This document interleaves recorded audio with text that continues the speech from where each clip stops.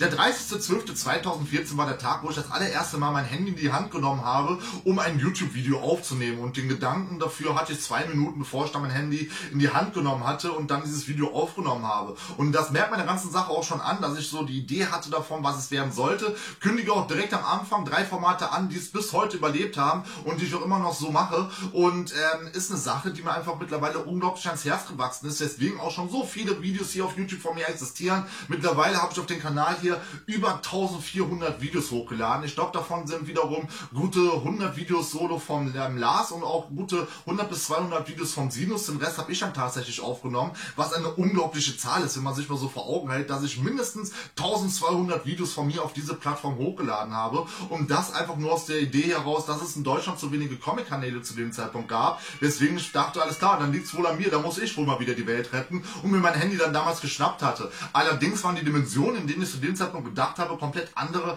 als bei denen ich jetzt gelandet bin. Das soll jetzt nicht heißen, dass ich jetzt bei den krassen Dimensionen angelangt bin, aber für meine Verhältnisse finde ich es total krass, dass ich jetzt die 3000 Abonnenten hier auf YouTube erreicht habe. Eine Zahl, die ich für dieses Jahr gar nicht auf dem Schirm hatte, weil die Abozahl am Anfang des Jahres recht krass stagniert hat, was allerdings auch so vielleicht ein bisschen an meinem Elan Anfang des Jahres gelegen hat, weil ich Anfang des Jahres für mich beschlossen hatte, alles klar, das Jahr 2018 wird für mich persönlich das ruhigste Jahr in meiner kompletten YouTube-Historie, weil das erste Jahr, das war glaube ich so das aufregendste Jahr. Im zweiten Jahr habe ich gemerkt, was man so machen kann und was so geht und habe Leute kennengelernt. Der Lars ist ja, glaube ich, nach dem ersten Jahr schon Mitglied des Kanals geworden und andere Kontakte geknüpft und musste dann allerdings im Jahr 2017 für mich feststellen, dass nicht jeder so nett ist, wie er vor der Kamera tut und dass es hinter den Kulissen manchmal ganz anders sein kann und das und jenes. Möchte jetzt auch gar nicht so sehr ins Detail gehen, aber diese Streitereien, die da im Hintergrund stattgefunden haben und all sowas, hat dann für mich persönlich zu der Entscheidung geführt, alles klar, 2018 wird das egoistischste Jahr für mich persönlich, weil ich mich gar nicht mehr darauf konzentriere, was links und rechts passiert und mich nur noch auf meine Community hier konzentriere,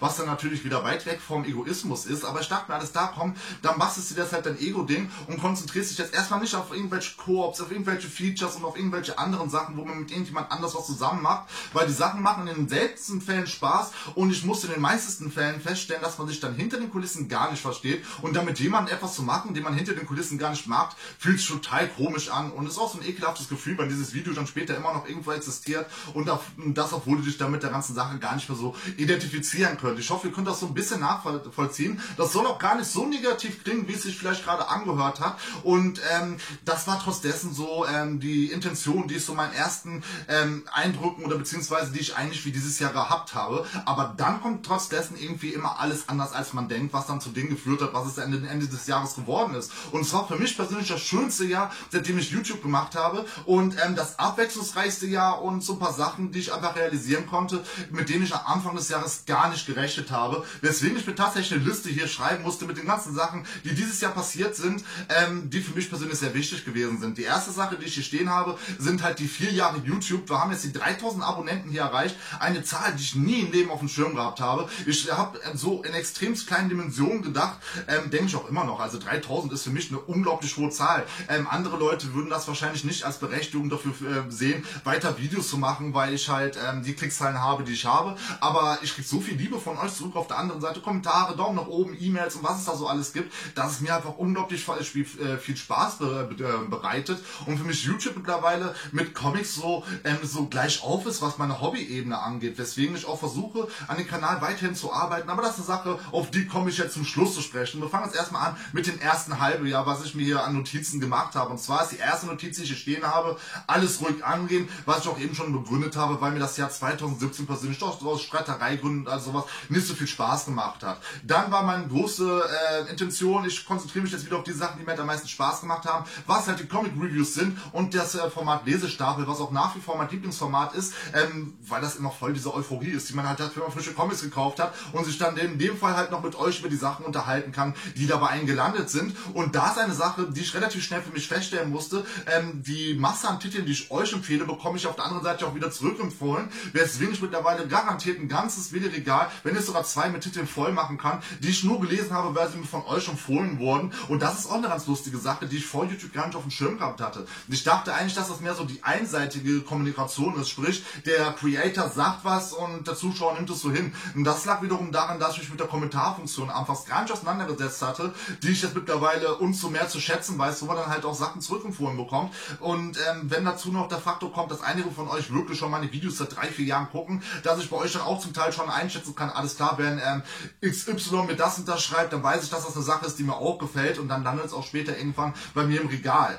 Deswegen dachte ich mir, alles klar, dann schnappst du dir halt die beiden Formate und ziehst die halt das komplette Jahr durch, weil das ist das, was mir persönlich am meisten Spaß gemacht hat, und hat auch richtig Spaß gemacht das erste halbe Jahr. Allerdings war es, so was den Aufwand angeht, viel geringer als die ganzen Jahre davor, und YouTube hat auf einmal viel weniger Zeit eingenommen und ist so ein bisschen nebenher gelaufen, sage ich mal. Und das war eine Sache, die sich auf der anderen Seite dann auch ein bisschen an der Abo-Zeit gezeigt hat, weil die komplett stehen geblieben ist. Also ich glaube, ich hatte noch nie so lange die gleiche Zahl bei dem Abo-Bereich stehen, also wo sie echt nur so minimal gewachsen ist, was für mich auch nicht weiter schlimm ist, weil für mich heißt nicht unbedingt Stillstand, Rückschritt, sondern ich bin ja zufrieden mit der Community, die ich mir aufgebaut habe, weswegen ich diesen ganzen Wachstumsgedanken nie so groß bei mir auf dem Schirm hatte, und das erste halbe Jahr lief so ein bisschen, hat so ein bisschen vor sich hingedödelt. Dann wiederum kam NRVision, die angeklopft haben und gesagt haben so, ey, wir haben deine Videos gesehen, du kommst aus Nordrhein-Westfalen, in dem Fall halt Köln, und hast du nicht Bock, deine Videos auch im Fernsehen zu sehen, und wir geben dir dann daraufhin konstruktive Kritik auf die Videos, die du so aufgenommen hast. Und ich dachte mir, krass, meine Videos im Fernsehen, ich selber empfange zwar keine Fernsehkanäle zu Hause,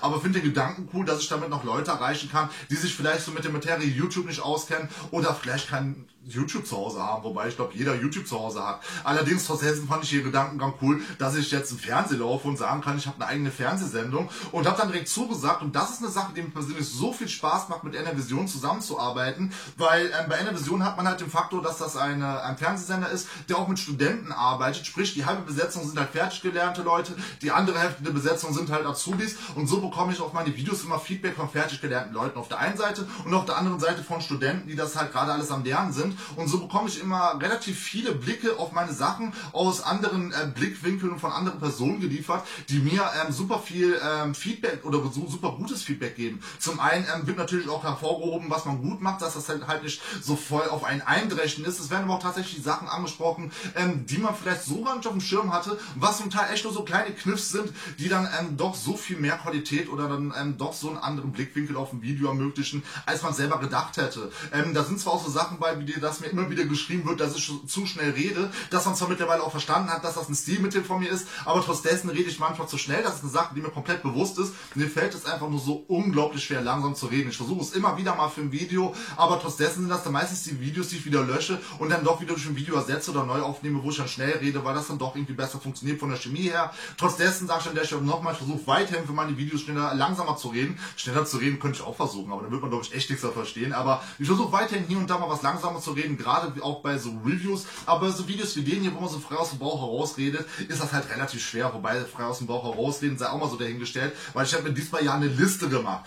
Und dann wiederum kam auch noch im ersten Halbjahr der gute Flo zu Besuch, mit dem ich dann auch mal wieder ein paar Folgen Comic Chillout aufgenommen hat. Auch eine lustige Sache, das hat sich auch relativ spontan ergeben, und das, obwohl ich dieses Jahr keine großen Treffen geplant hatte, war das dann das erste Treffen, was dieses Jahr stattgefunden hat, komplett spontan und eine Sache, die mich auch sehr gefreut hat. Und dann kam der Juni und der Juli, und die Ereignisse haben sich so für mich gefühlt überschlagen. Eins der ersten Sachen, oder beziehungsweise eine der ersten Sachen, die dann passiert ist, ist, dass Lego auf einmal angeklopft hat und gesagt hat, ey, wir bringen da diesen Lego Voltron raus, hast du Bock davon, irgendwie nicht so klar bei dir auf dem Kanal vorzustellen? Und ich dachte mir, krass, Lego klopft bei mir an und will mit mir ein Video machen oder will von mir ein Video haben. Hab dann das Ding auch vorgestellt, hab das Ding so hart abgefeiert, dass das bei mir komplett eskaliert ist. Ich habe das Ding zugeschickt bekommen und habe mir danach mit meiner Frau, ich glaube 5, 6, wenn nicht sogar 7 Sets gekauft, unter anderem das Sanctorium, was da oben steht, und dann haben wir es auch tonnenweise anderes Zeug geholt, unter anderem eine Polizeistation und sowas, weil wir dann vorhatten, uns eine eigene Stadt zu bauen, haben jetzt im Keller auch schon eine riesige Platte stehen, wo dann diese Stadt irgendwann mal drauf landen soll, aber Lego ist so scheiße teuer,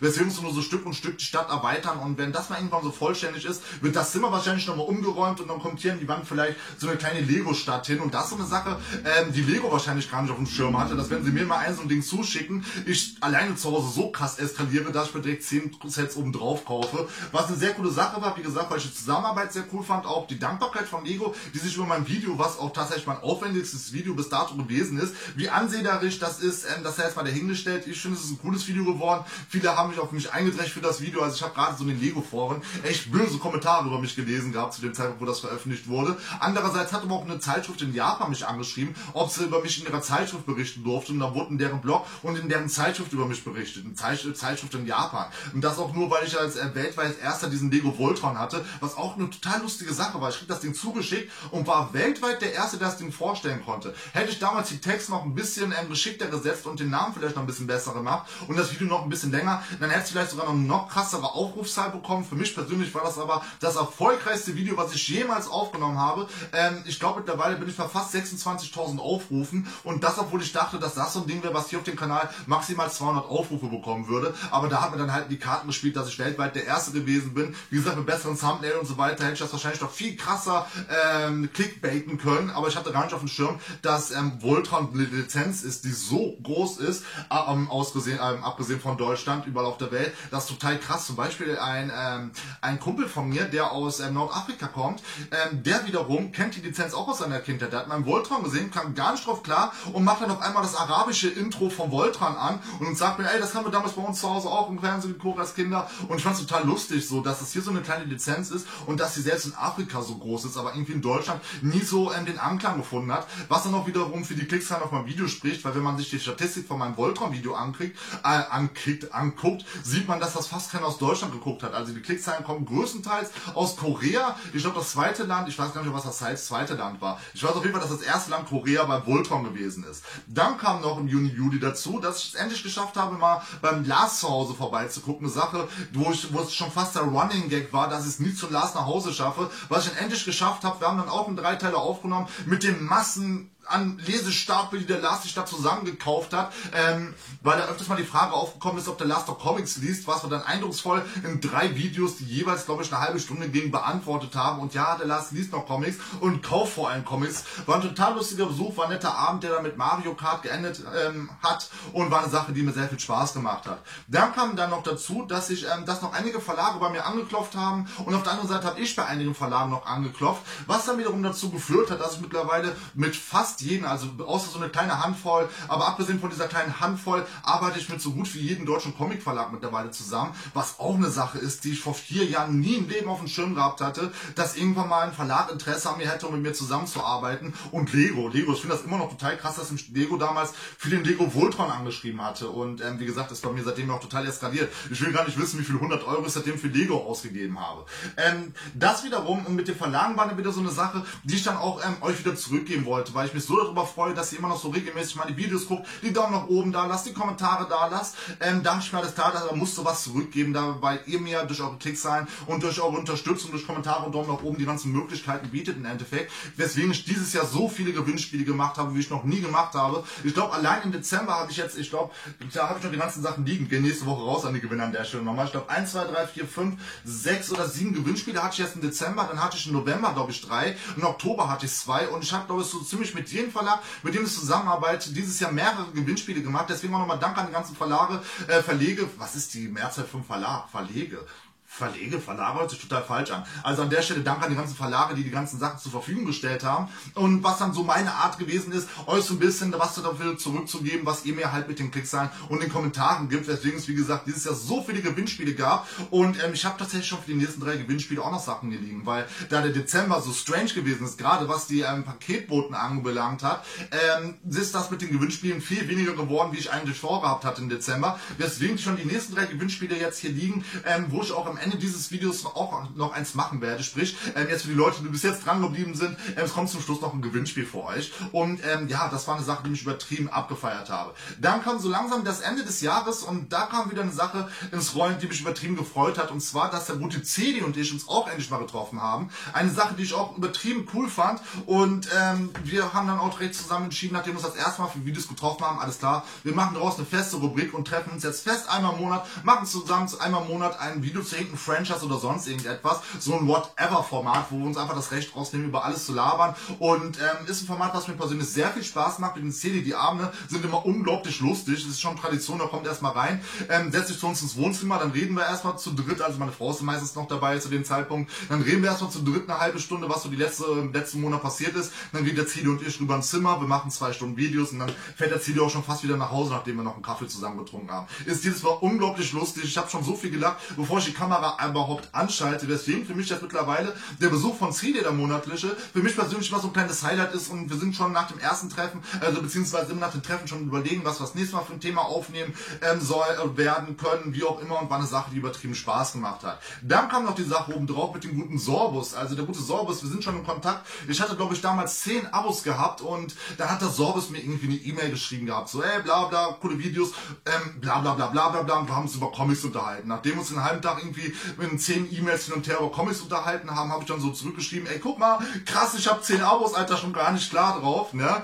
Und der so, ja, ich kenne das, bla bla, dann hat der irgendwas mit YouTube erzählt, und dann meine ich, wie, du hast auch einen YouTube-Kanal? Meinte, ja klar, habe ich einen YouTube-Kanal, dann bin ich auf den YouTube-Kanal drauf, und zu dem Zeitpunkt hatte der Sorbus, ich weiß gar nicht, 300, 400 oder, ich weiß gar nicht, auf jeden Fall ein paar 100.000 Abos, und ich dachte, krass, also, du hast da gerade mit deinen 10 Abos voll gerissen, und der hat irgendwie das 100-fache von dem, was du da hast. War auf jeden Fall eine recht lustige Situation, und dieses Jahr habe ich es dann endlich mal geschafft, weil ich hatte so lange meine Xbox so ausgehabt und keine Goldmitgliedschaft gehabt und keinen Bock mehr gehabt zu zocken, und dieses Jahr hatte ich dann wieder richtig Bock gehabt zu zocken und habe es auch endlich mal geschafft, mit dem Sorbus zu zocken, und ich glaube, ich habe mit dem Sorbus so viel Gears of War zusammengezockt, wie ich mit kaum jemand anders dieses Jahr zusammengezockt habe. Jetzt denkt der Sorbus sich wahrscheinlich, krass, Alter, der hat doch vielleicht aktiv ein halbes Jahr mit mir Gears gezockt, und ja, das war mein halbes Jahr wieder aktives Gears zocken dieses Jahr. Das zweite Halbjahr habe ich tatsächlich nicht so viel Gears gezockt, aber das erste Halbjahr habe ich viel Gears of War gezockt, was ich vielleicht in dem Fall hätte bei dem Rückblick vom ersten halben Jahr erwähnen sollen, aber jetzt habe ich es zum Schluss des Jahres reingepackt, und auf jeden Fall habe ich richtig viel mit dem Sorbus gezockt dieses Jahr, und da hat der Sorbus dann noch eine coole Aktion gebracht, vor 3-4 Tagen, glaube ich, war es der Fall. Da kriege ich auf einmal unter einem Video, was schon 1-2 Wochen alt ist, Kommentar, Grüße von Sorbi, und ich denke mir so, krass, der Sorbus hat eins zu mir rübergeschickt. Habe mich total gefreut. Eine halbe Stunde später wieder der nächste Kommentar und dann nochmal 3 Kommentare und immer alle Grüße von Sorbus, Grüße von Sorbus, Grüße von Sorbus. Ich denke mir so, krass, was geht da ab? Hab ihn dann angeschrieben, oder eine Sprachnachricht geschickt, ey Dicker, irgendwie hast du mich irgendwo erwähnt. Und der so, klar, sonst würden die Leute doch nicht kommen. Ich gehe auf sein aktuelles Video und sehe, dass er mich da verlinkt hat und erwähnt hat, ey, wenn ihr Bock habt auf einen, der über Comics redet, guck mal beim Comics Fan 86 vorbei. Sehr, sehr coole Aktion. An der Stelle nochmal ein dickes, fettes Dankeschön, Sorbus. Hat mir einige Abos an den Tag gebracht. Total cool. Und die Leute sagen auch, der schon nochmal alle Grüße vom Sorbus rüberbekommen haben. Sehr, sehr coole Aktion, die einfach mal so gedroppt hat, und eine Sache, die mich sehr, sehr, sehr gefreut hat. Dann kam noch oben drauf, dass der Kontakt mit dem Marc vom Comicladen, der ist so Anfang des Jahres das erste Mal gestartet, da aber Anfang des Jahres meine Intention noch war, alles klar, es ist dann doch so viel blöd gelaufen 2017, ich habe keinen Bock jetzt wieder irgendwelche Koops zu machen,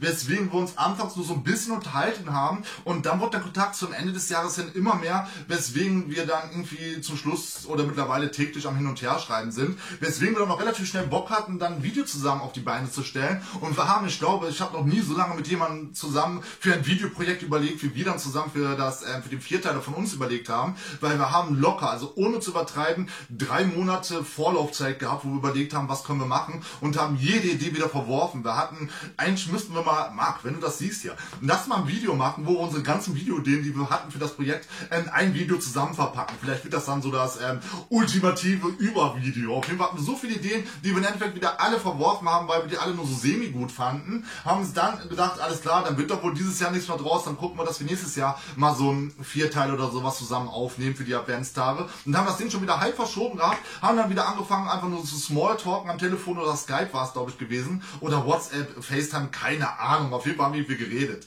Und da haben dann Smalltalk, und aus diesem Smalltalk wiederum ist dann das Video entstanden, der Vierteiler, den wir aufgenommen haben, weil wir uns dann gerade angefangen haben, über Comic-Shops zu unterhalten, so Do's und Don'ts, und dann meinte Marc, Alter, wir haben gerade unsere Videoidee, und dann raus ist dann dieser Vierteiler geworden, was ich total lustig fand. Wir haben ihn für so lange überlegt, was kann man zusammen machen, hatten so viele tausend Ideen gehabt, und zum Schluss ist dann die Idee aus dem Smalltalk entstanden, eine Sache, die mal wieder zeigt, dass man nichts auf Kampf versuchen sollte und dass sich die besten Ideen eigentlich aus dem Kontext bilden, und eine Sache, die mir sehr viel Spaß gemacht hat. Der Marc hat die Videos auch echt cool zusammengeschnitten. Ich finde das immer total beeindruckend, wenn einer was schneidet, wo ich drin stecke, und finde das immer krass, was man dann alles so machen kann, wenn man technisches Know-how hat, und der Marc hat die Videos definitiv sehr schön gemacht, und das war eine weitere Sache, die dann auch nochmal so einen schönen Abo-Schwang zu mir rübergebracht hat, und der Sorbus und der Marc AK haben mich beide diesen Monat extrem geil supportet und an der Stelle seid ihr beide mal dick, fett gedankt von mir und war eine Sache, die mich sehr gefreut hat, da jetzt so krassen Support von euch beiden durch diese Videoaktion zu bekommen. Sehr, sehr coole Sache. Und dann kam der Dezember und ich habe mich im Dezember das zweite Mal dieses Jahr erst mit den Sinus getroffen. Das erste Mal, wo wir uns im Dezember getroffen hatten, oder beziehungsweise dieses Jahr getroffen hatten, hatten wir dieses Lego-Video aufgemacht, sind danach zum Rheinufer gegangen, weil wir keine Lichter hatten, da wollten wir zusammen mit meiner Frau hin und uns ein bisschen das Feuerwerk angucken. Und dort wiederum ist was passiert, was dazu geführt hat, dass wir im Anschluss keinen Stammtisch mehr aufgenommen haben, weil es das total umgehauen hat. Ich habe die Geschichte bis jetzt noch nicht erzählt, erwähne sie jetzt aber mal, weil das so eine Sache ist, die mich total erschrocken hat und vielleicht regt das den einen oder anderen von euch auch nochmal zur Selbstcourage oder zur Courage auf und Leuten zu helfen, weil das einfach erschrocken ist, wie Menschen mit gewissen Gegebenheiten umgehen. Und zwar sind wir runter zum Rheinufer gegangen, um uns das Feuerwerk anzugucken. Die Leute, die das nicht kennen, einmal im Jahr geht's in Köln die Post ab, mehrfach im Jahr, aber in dem Fall auf dem Rhein, da fahren dann Schiffe lang, machen Feuerwerk, dazu kommt aus dem Radio irgendwelche abgespaceden Sounds und Hörspielelemente, dass man so ein visuelles und audiomäßiges Erlebnis hat. Also ist einfach immer super cool gemacht und wir wollten uns das mal wieder aus erster Reihe angucken, gehen da runter, stehen das zu dritt rum in diesem riesigen Gedränge, richtig viel los und auf einmal schubst meine Frau mich an und sagt, ey, da liegt eine Frau vor dir auf dem Boden. Ich gucke auf den Boden, sehe da eine Frau, die in ihren eigenen Erbrochenen liegt und kommt gar nicht drauf klar, dass da die ganze Zeit eine Frau vor uns gelegen hat. Wir haben zu dem Zeitpunkt 2 Minuten da gestanden und meine Frau, wie gesagt, erblickt die Frau unter uns. In dem Moment guckt meine Frau direkt einen Mann an, der neben meiner Frau stand und sagt so, ja, die liegt schon die ganze Zeit da rum. Und meine Frau guckt mich nur an, so voll nach dem Verständnis, Alter, warum macht da keiner was?